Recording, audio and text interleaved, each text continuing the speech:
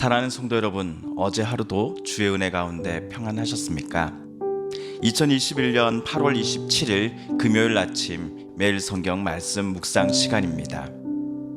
다 같이 사도신경으로 신앙 고백하며 오늘 말씀 묵상 시간 함께 시작하겠습니다. 나는 전능하신 아버지 하나님 천지의 창조주를 믿습니다. 나는 그의 유일하신 아들 우리 주 예수 그리스도를 믿습니다. 그는 성령으로 잉태되어 동정녀 마리아에게서 나시고 본디오 빌라도에게 고난을 받아 십자가에 못 박혀 죽으시고 장사된 지 사흘 만에 죽은 자 가운데서 다시 살아나셨으며 하늘에 오르시어 전능하신 아버지 하나님 우편에 앉아 계시다가 거기로부터 살아있는 자와 죽은 자를 심판하러 오십니다. 나는 성령을 믿으며 거룩한 공교회와 성도의 교제와 죄를 용서받는 것과 몸의 부활과 영생을 믿습니다. 아멘. 오늘 우리가 함께 읽을 기록된 하나님 말씀은 출애굽기 제19장 1절에서 6절까지의 말씀입니다. 구약 110쪽경에 있는 출애굽기 제19장 1절에서 6절까지의 말씀입니다. 이스라엘 자손이 애굽 땅을 떠난 지 3개월이 되던 날 그들이 시내 광야에 이르니라.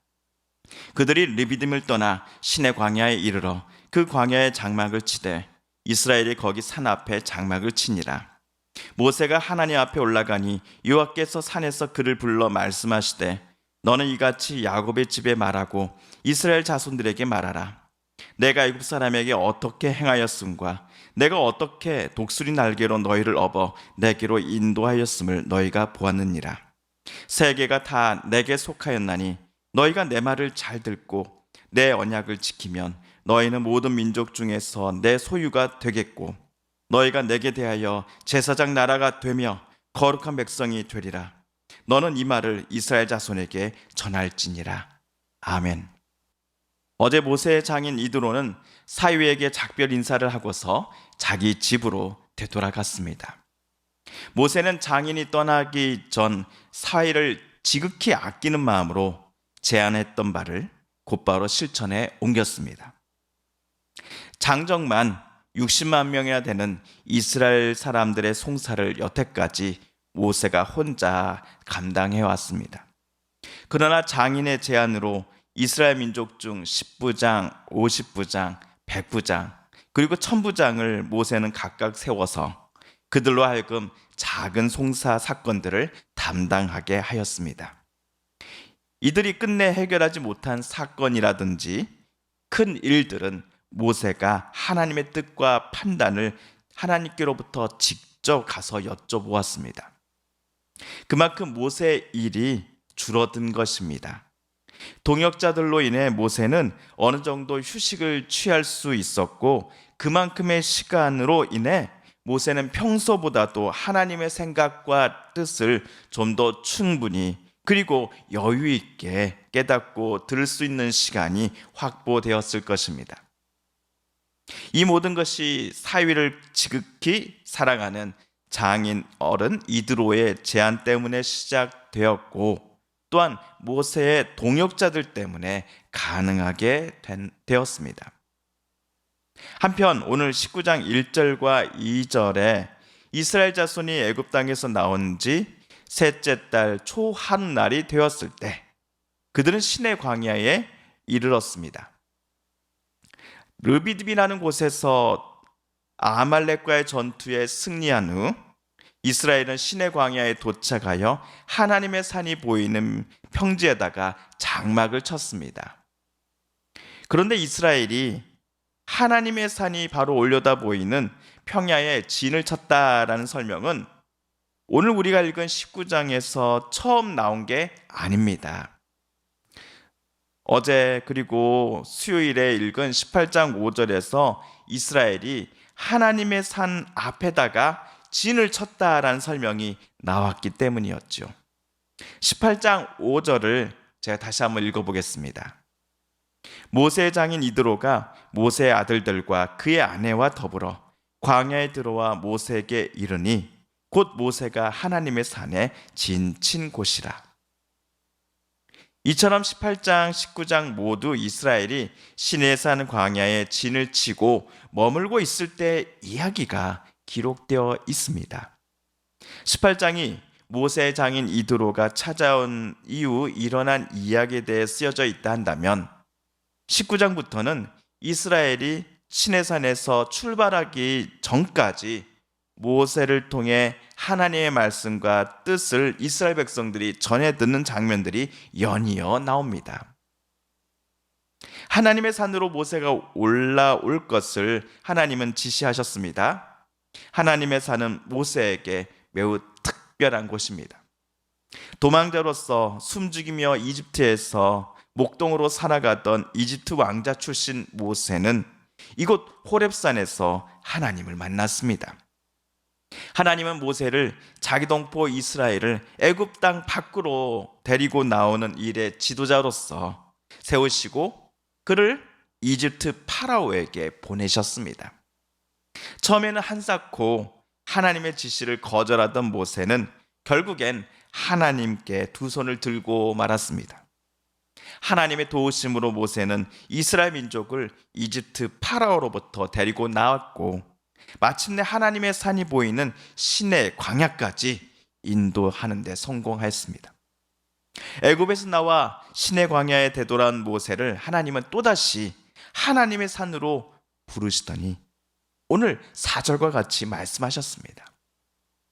내가 애굽 사람에게 어떻게 행하였음과 내가 어떻게 독수리 날개로 너희를 업어 내게로 인도하였음을 너희가 보았느니라. 이스라엘 백성이 이곳 시내산 앞 평지에 진을 치기까지 그들을 구원하시기 위해 하나님께서 하신 일은 크게 두 가지였습니다. 첫째는 이스라엘을 끝까지 종으로 삼고자 하는 애굽 사람들의 욕심과 악함을 하나님께서 대신 물리쳐 주셨습니다.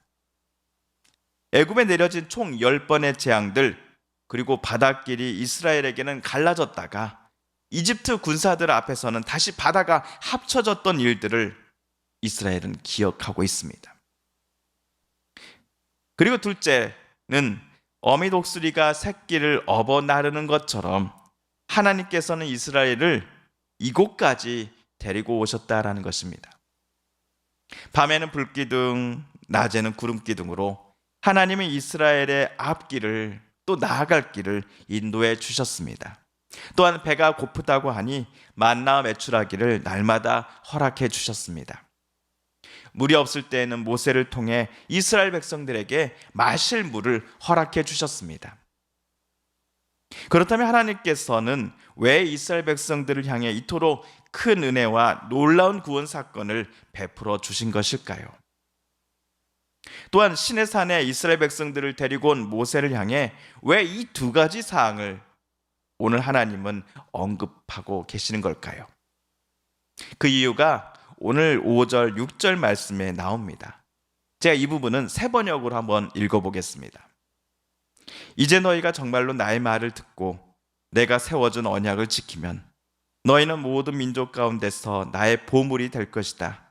온 세상이 다 나의 것이다. 그러므로 너희는 내가 선택한 백성이 되고 너희의 나라는 나를 섬기는 제사장 나라가 되고 너희는 거룩한 민족이 될 것이다. 너는 이 말을 이스라엘 자손에게 일러 주어라.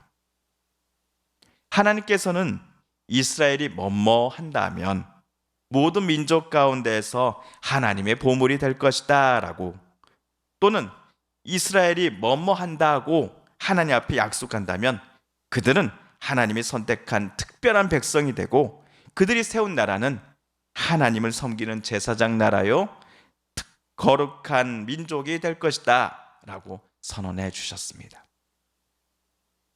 정말 대단한 특권과 자부심을 이스라엘 백성들은 여호와 하나님께로부터 부여받게 되는 것 아니겠습니까?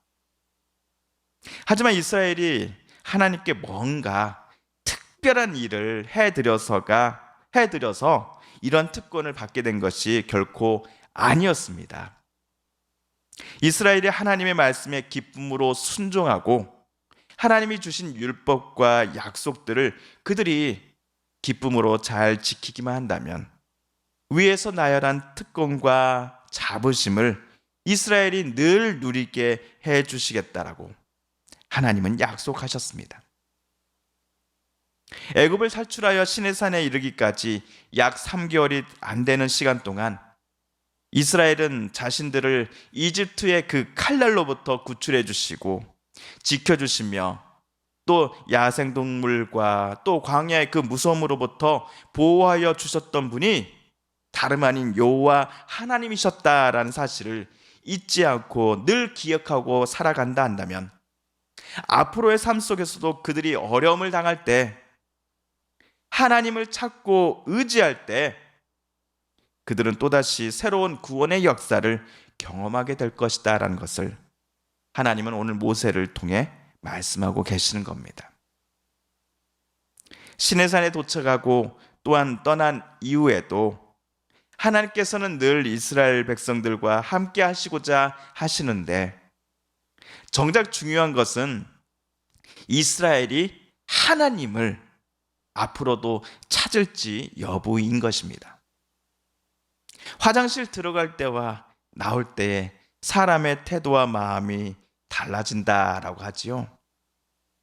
이스라엘도 하나님을 향한 마음과 태도가 달라져서는 안 될 것입니다. 그렇다면 하나님의 바람대로 이스라엘은 늘 하나님을 온 마음 다해 사랑하며 의지하면서 앞으로도 살아갔을까요? 늘 하나님 편에 있으면서 이스라엘은 하나님께서 특별히 선택하신 민족이요, 거룩한 백성이요, 또한 제사장 나라라고 하는 자부심과 특권을 계속 누리며 살게 되었을까요? 아니면 이스라엘은 지난 3개월간 하나님이 보여주셨던 사랑과 은혜와 놀라운 그 기적의 일들을 잊어버리고 하나님을 멀리 떠나 다른 신을 찾아서 머리를 조아렸을까요?